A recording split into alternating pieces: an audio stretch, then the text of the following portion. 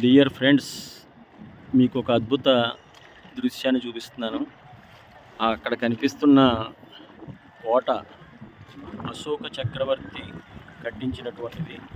తర్వాత దీన్ని అక్బర్ తన ఆధీనంలోకి తీసుకోవడం జరిగింది.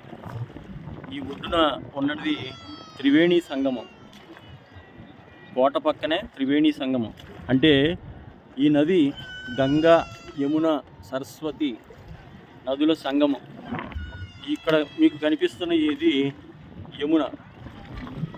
ఆ దూరంగా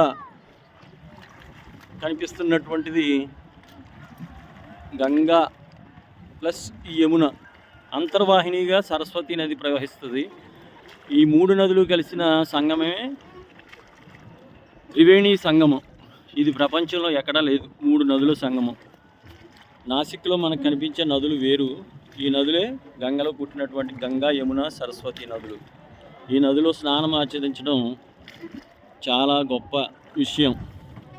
అయితే గత సంవత్సరం ఈ నదికి పుష్కరాలు వచ్చాయి.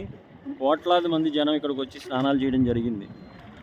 అప్పుడు నేను ఎలాగ రాలేదు కనుక ఇప్పుడు కాశీ వచ్చిన సందర్భంగా ప్రయాగ వచ్చి ఈ త్రివేణి సంగమంలో స్నానం ఆచరించడం జరుగుతుంది.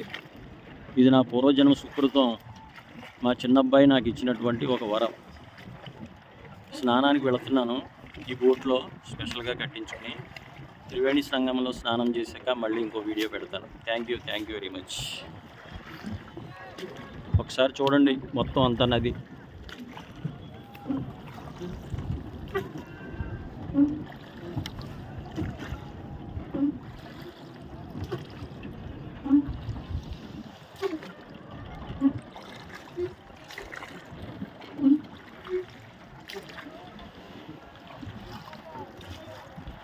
త్రివేణి సంగమంలో ప్రయాణం. Thank you friends.